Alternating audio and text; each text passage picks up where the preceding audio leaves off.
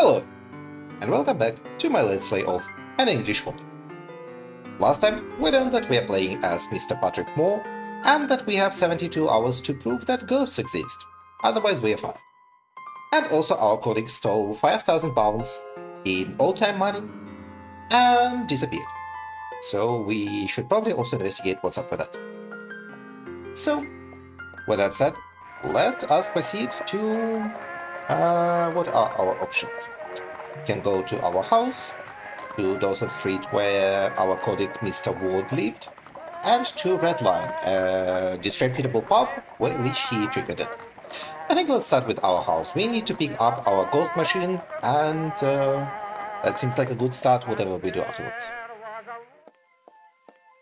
Oh, that doesn't seem nice. Lord Blackwood? Oh, Rose. You didn't mention there was a family gathering. We came as soon as we heard. We're very disappointed in you, Patrick. Do you have anything to say in your defense? Huh? I don't know what you're talking about, Lord Blackwood. Is this about Professor Ward? You look upset.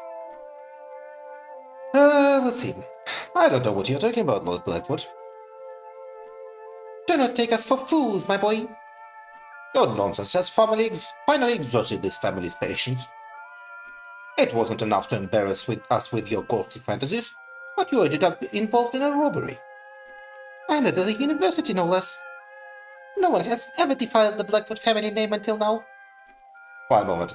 Involved? One moment, also from my side. Let's continue. I had nothing to do with... Silence, miscreant! The only words I will tolerate leaving your lips are an apology. An apology? But I've done nothing wrong. Okay, this is just pathetic. We are not going to beg our wife to stand up for us. I've done nothing wrong. Excuses. You should face the facts, Patrick. We have decided by unanimous agreement to cut ties. As of now, bid farewell to my daughter, to us, and to this house. I live here. In my daughter's house. Therefore, it belongs to the Blackwood family. And it became a tainted house from the moment you came to live here in sin with my daughter, you seductive devil. I cannot believe what I'm hearing. Rose has nothing to say. That is right, Patrick. It would be best for us to go our separate ways. What? And there will be no wedding, of course. Is that it? Is this how you end 3 years of blissful engagement? Blissful. Ah. Do you think Rose was happy with you? That's not all. As a major shareholder in the bank, I have taken the liberty of pulling some strings to freeze your bank account. That seems rather like overkill. You will not be able to withdraw your money until you have proven your innocence of this crime. And also it seems like a crime in of itself. What? Is that even legal? Give me back my money. Prove your innocence first. What? I should not have to prove my innocence? It is you who should prove my guilt. That is all this family has to say. Hobson? Sir? Bring that briefcase and return to Mr. Moore. I do not want that devil's accessory in this house. At once, sir. That man's hairlight is going all the way to his back. Are you going to leave me on the street with just my briefcase? What about the rest of my belongings? Hobson will make sure they reach you as soon as you provide us with a contact address. I don't have anywhere to go. I will not stand for this. Is that a threat? Don't let him speak to you like that, Julian.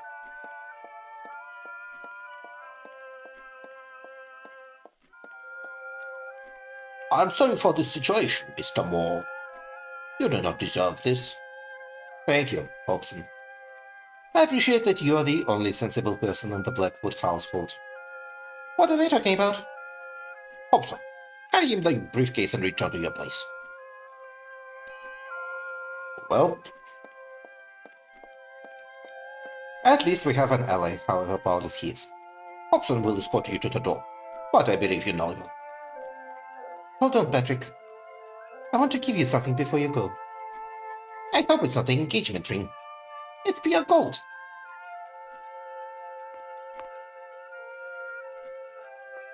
Take this. It would be rude to receive suitors with your portrait on the table. Oh boy, this relationship did not work at all. Oh, Rose, please. Is this truly what you want? You know I defied my family when they opposed our relationship. And you also know how uncomfortable I feel whenever my friends discuss what you do. I'm a professor, Rose. You can't ghost, Patrick. I can endure all that for love.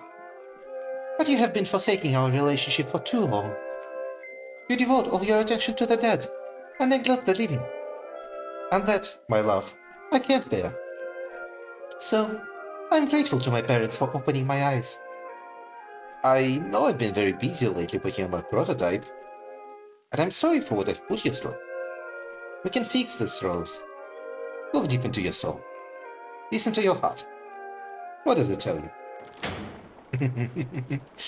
Well, apparently it tells you to kick us the fuck out. Extra! Suspect in Camden Town murder arrested. His name is Robert Wood. Okay. I am no longer welcome in my own home. Let's see. Well, let's start by looking in the briefcase. Here is my electromagnetic field prototype. Okay. I spent many sleepless nights working on it. I hope it works. There is something else inside. The old metapsychic glossary written by the professor. Okay, could be useful. There is also a pair of my gloves that... Hold on a minute. There's only one. Where's the other? They even robbed us, the bastards. Photograph. I'm tired of carrying the sludge frame around. I'll get rid of it, but keep my photograph. Guglielmo Marconi successfully initiates transatlantic radio communications. Prototype. Through a complex system of electromagnetic pulses, this artifact should increase the paranormal activity in a room. It's practically finished. The only thing left to do is to join the two coils together with a wire. Otherwise, it will not work. Okay, we need to find why. Let's read the Metapsychic Glossary by Professor Nelson Wood. Science by medium William Roberts in 1905, also known as SCAN. Let's see. Apport. Phenomenon consisting of the spontaneous appearance of objects without logical explanation. They are usually objects with a high metallic component, such as watches, rings, necklaces, or bracelets. Researcher Frederick Hedinger argues that metal is the only element that can materialize with some consistency from the spiritual world. In the photograph, a ring materialized during a spiritism session. Bloomsbury, 1901. Okay. Ectoplasm. The materialization of spiritual energy emanating from a medium's body. Usually appearing as a white, vaporous substance, it can take on forms of deceased individuals or objects based on the medium abilities. In the photograph, French medium Camille Durand expels ectoplasm from her mouth. At other times, the substance emanated from ears or nostrils. Haunting. Phenomena involving object movements without apparent cause, unexplained noises, or manifestations defying rational explanation. These occurrences are linked to specific locations, often buildings where past tragedies may have taken place. Ghost.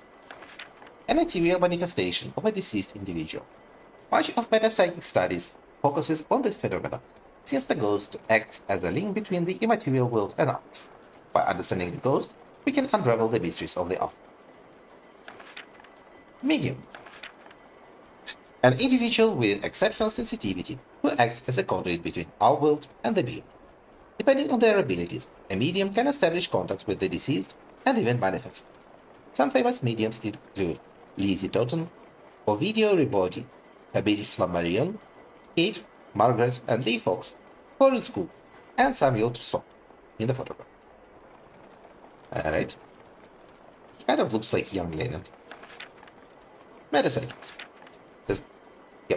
The study of supernatural phenomena that defy scientific explanation. The scope of study includes telepathy, telekinesis, mediumship, materializations, communication with the deceased, and any phenomena that current science cannot explain.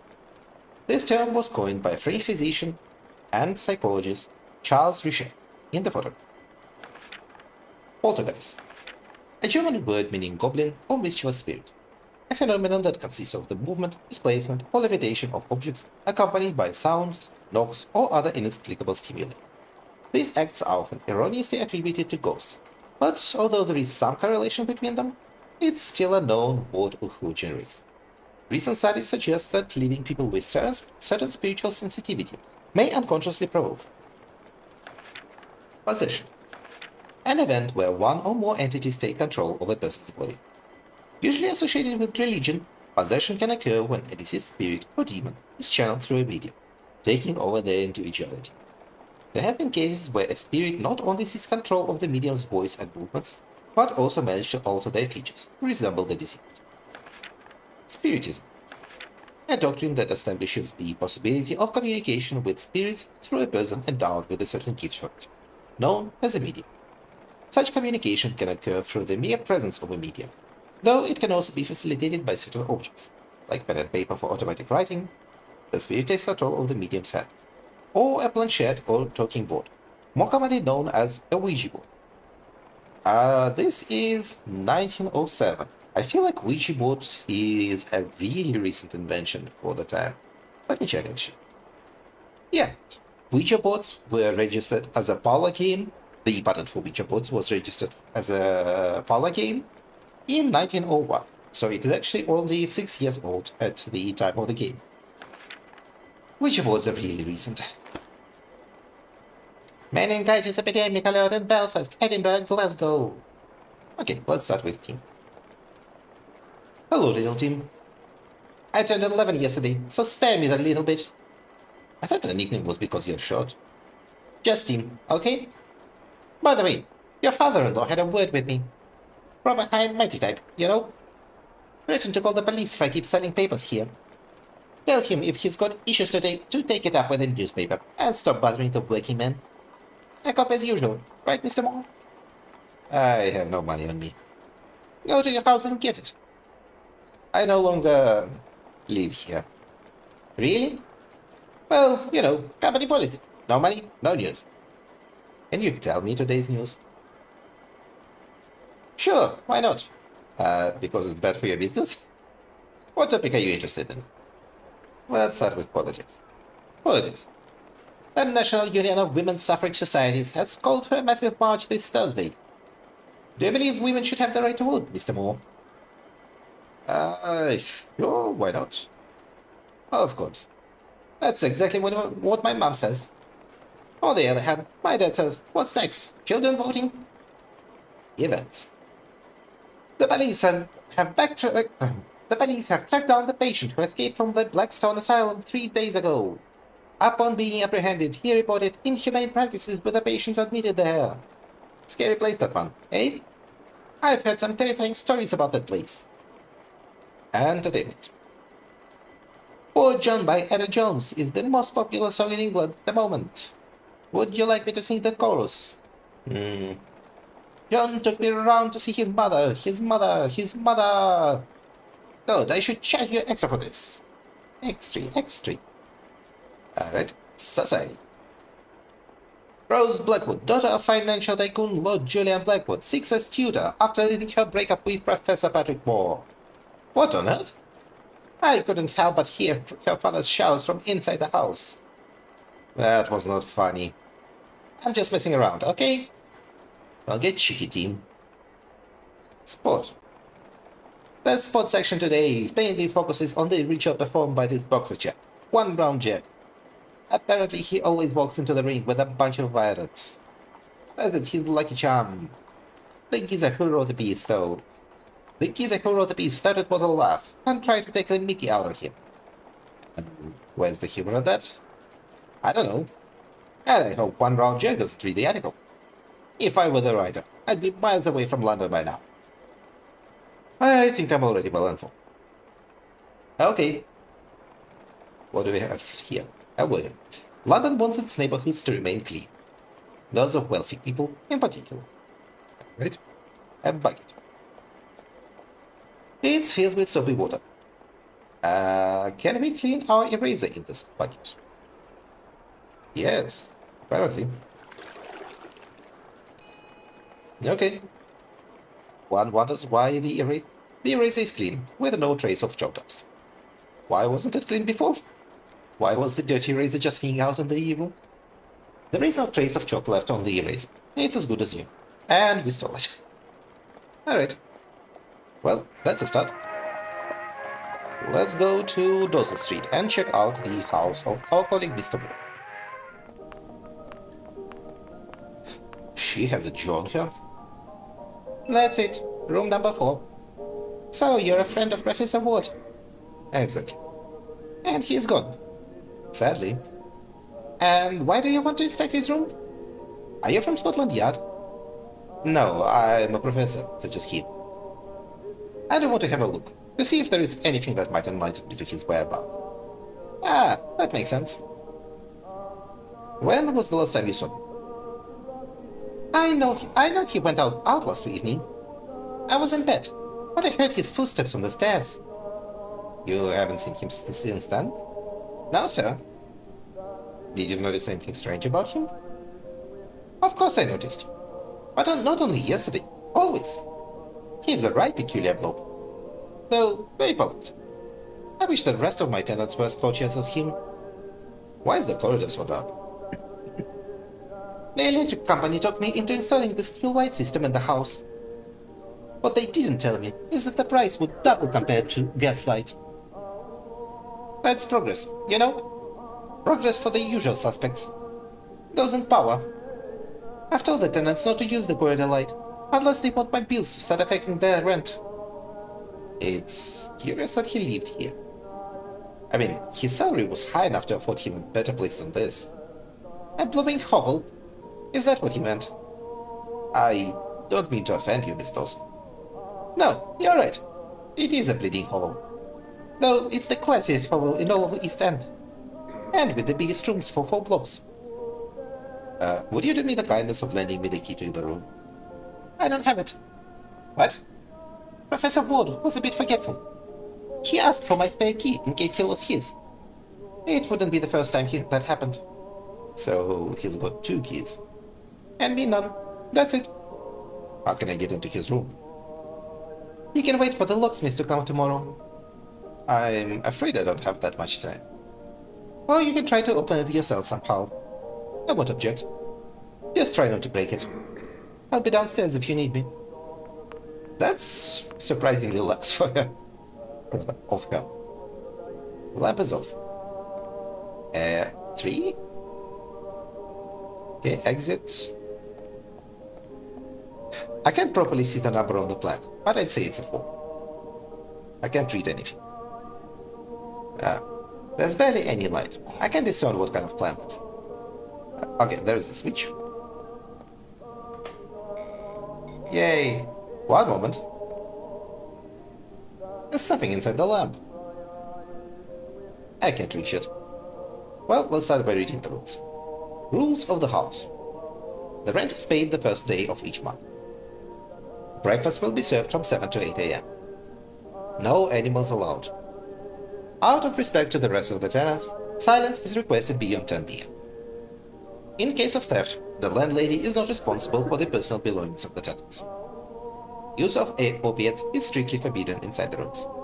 Literally 1984. Any such infraction will be immediately reported to the police. This is a decent house. This is a decent house. Partners from the opposite sex are strictly forbidden. Especially same-sex partners. In case of infringement of the rules, the landlady has the right to immediately rescind the rental agreement. Okay. Well, there is nothing inside the vent. Daisies. Okay. Room number 3. That's not Professor Ward's room. And this. What would an adventure game protagonist do? Have a longer hand. I could use the skeleton arm to carefully remove the crystal from the lamp. Yeah, no way can you do that. You're going to shatter it in pieces. Damn, it's not long enough. Maybe a little jump will help. Yep. What was that? Curses.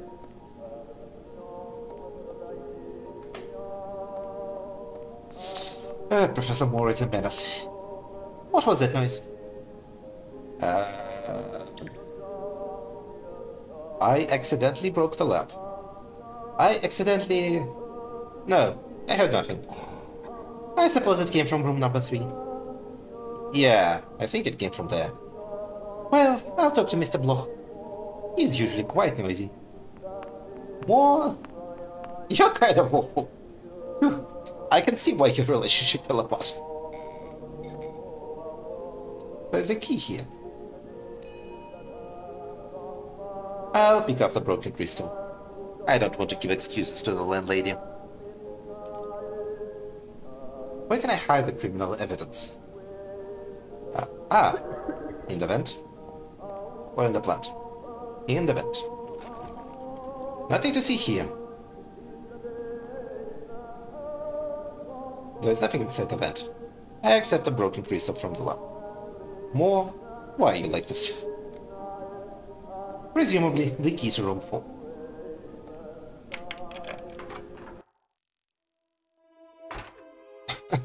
That sure is the painting of Jesus. It's a map of central London, where the professor has marked several places worth investigating. There is a red circle around one. There is an old oil lamp. I'll take it.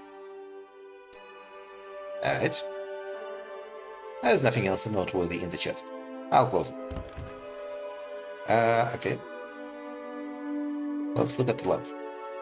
It has a bit of fuel. Okay, good. Crucifix. The professor is an atheist, so I gather the crucifix was already here when he arrived. I think the professor would rest better under the watchful eye of Darwin than other beings. Was this game written by Catholics? It has really strange atheists. It doesn't look very comfortable, though the professor wouldn't care. I've seen him fall asleep between classes in the most unimaginable places. Window? Shoo! The street is full of tramps and drunkards. The professor felt more comfortable among them than among people. Alright, we cannot examine this bottle. There is a notebook on the desk. The house on Benwell Street. It is discouraging to discover that all the places worth investigating were in the end either frauds or a waste of time. However, I found a location that, if my inquiries are correct, would afford a unique opportunity to me and my colleague, Professor Moore. It is an old, impressive building located at 34 Benwell Street. Its original owner was Thomas Highmore, a widow philanthropist who lived in the house during the early years of last century. After his death, his heirs rented the house to several tenants. One of them, Frederick Price, reported strange blows coming from the basement to the police. Perhaps an officer corroborated the fact, to which he added, as stated in his report, that several objects in the room started to slowly move without human intervention. A police report that confirms unexplained supernatural phenomena. Contrary to the account of a normal witness, which is always an act of faith to consider believable, this changes everything. No police officer of sound mind would cast doubt on his professionalism by falsely citing a report such as this. So we can sure this is an account we can accept, and thus a very valuable one. Right, the ever-reliable police. Terrified, the Prices left the house 2 months later, and their place was taken by a Benjamin Joe. By searching through the documents of the estate agency that managed the property, I found a report stating that the tenant abandoned the house 4 weeks later, due to constant unspecified occurrences in the basement. In my investigation, I found 2 other cases with that basement as the epicenter of supernatural activity, but I have yet to verify them. I still haven't informed Patrick about it. We could be dealing with another dead end, and if someone has to waste his time with this, I'd rather it be me. My instinct, though, tells me 34 Benwell Street is the place we've been dreaming of all these years. Professor Nelson Ward, October 14th, 1907, so quite recent. 34 Benwell Street. Alright. Okay. I should check them. They may contain clues to the professor's whereabouts. This will take me some time. 1 hour later. There is nothing in them that reveals where the professor is. Alright. Well, at least we have something to go. Shelf. That junk box stands out. Let's see what's in it. There is a copper wire reel. That may come in. Aha, and we need copper wire to repair our ghost box. Well, it's too rusty. What do you mean? Okay. The wire is all coated in a layer of rust, though it doesn't show any signs of corrosion. Can we just, like, spool off the top layer of copper wire? I guess we need to do something stupid, like melt it with sulfuric acid? I managed to remove all the rust from the copper wire thanks to the acid. Honestly, I would have probably just gone with, like, a metal brush. Yeah, I guess. Whatever works for you, buddy. I'll keep the empty flask. I may need it later. You used up all of your acid, and I'm guessing you pulled it right on the wooden floor here. Professor Moore is a disaster. A simple thick crystal flask. And no trace of rust on the copper wire. Can we now finish our prototype? Yes. The machine should work now. Okay. In theory, yep. Okay, we have a working ghost box. And we have a crystal flask with presumably traces of sulfuric acid, which we probably need to wash. Actually, let's check the map now that we know about 34 Benwell Street. Yep. Okay, so he just confirms that the circled house is probably 34 Benwell Street. Well, confirmed is a strong word. Mentions. Okay, 34 Benwell Street and Red Lion. Let's see if we can wash our crystal flask. Because I get the feeling... Nope, he doesn't want to wash it. Well, you do you, Patrick. You do you. Alright then. 34 Benwell Street or the Red Lion? I guess let's start with Benwell Street. That seems like a natural next step.